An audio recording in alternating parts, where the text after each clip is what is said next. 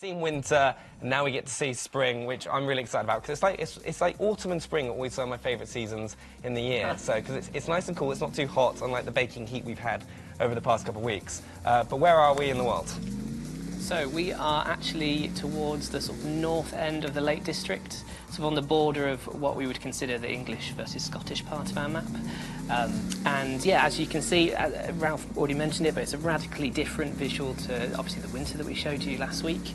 So all of the leaves have started to return to some of the trees. Some have sort of stayed skeletal and sort of give you that really nice difference in the silhouette interest in the world that is very specific to spring. We've also got loads more moisture sort of ambiently in the world. So it's our wettest season in Britain. That's represented in games. So you get a lot of that standing water, lots of the deformable mud that we talked about in autumn. But also the lighting model is also now updated with all the sky catchers that we got from the spring season in real life. So you get a slightly higher sun arc than you would in winter. So the days are slightly longer. You get a little bit more brightness generally to the environment. And also you get all these really lovely pops of colour. So you get all the wildflowers that start to carpet the woodland. All the trees start to explode with little blossoms. We know how much you love trees. I do love the trees. yeah. But yeah, it's a very fresh visual, and I think that's the thing for me that really typifies spring in Britain. Yeah. Is that really fresh, crisp feel, and most of that comes from the excellent lighting work that the guys have done upstairs. I just noticed Andy just took his wing mirror out. It was just kind of like, that doesn't need that going around in spring. So we have seen like the big changes of like all the seasons over the past 4 weeks. One of the biggest things I want to know is how's that going to continue to change from after the launch of the game? Yeah, that's a great question, because the last 4 weeks we've been showing kind of what the first 4 weeks, I guess, will be like when the game launches later this year.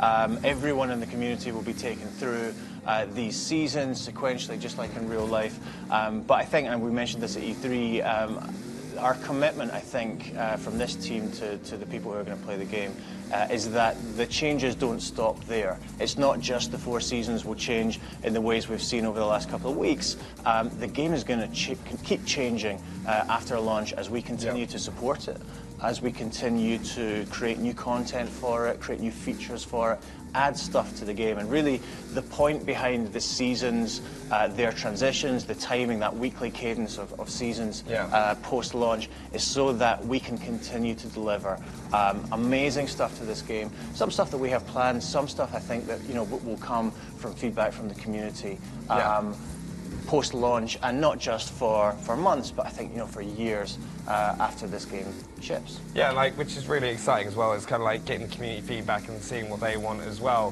Which is why as well, if you're watching a Mixer, remember, get involved, ask any questions you have for Ralph or Ben about spring or anything to do with Forza Horizon 4. We can answer them right here and now. But also, last week we took a look at the winter map. And I know we also have the spring map, which is going to go out on the Forza Motorsport social channels. So it's at Forza Motorsport and also at Forza Motorsport Official on Instagram. So worth looking at here, I think. I don't think we've shown the forest just yet. If Andy keeps driving and maybe goes a little bit off the track, I think there's probably an interesting thing. Definitely for people who have played Horizon games before, for people that have played Horizon 3 in particular, we've had a lot of feedback on how to put it, tree language, I guess, or smashable language we call it in the studio. It's something that we've actually worked on a great deal in this game. Basically, the feedback from 3 is that you don't know as you're approaching a tree if it's going to break or if it's going to stop you dead. And that gets pretty frustrating. That's something that we have spent a lot of time during this game working on.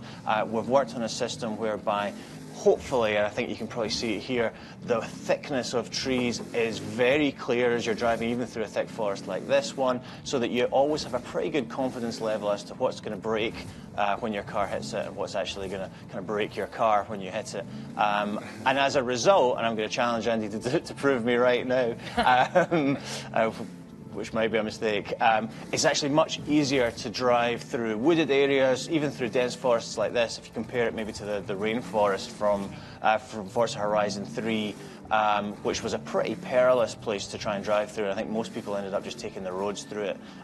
It's actually much clearer and much more readable as a player in Horizon 4. So that's something, it's kind of low level, but it's something that we're pretty proud of, and I think players will appreciate when they really get into into the game. Yeah, it does look incredible as well. It's so much fun as well. Like all the trees, all the kind of like spring colours popping out, and just being able to kind of traverse through that world. Because I know I was guilty of that in Forza Horizon 3.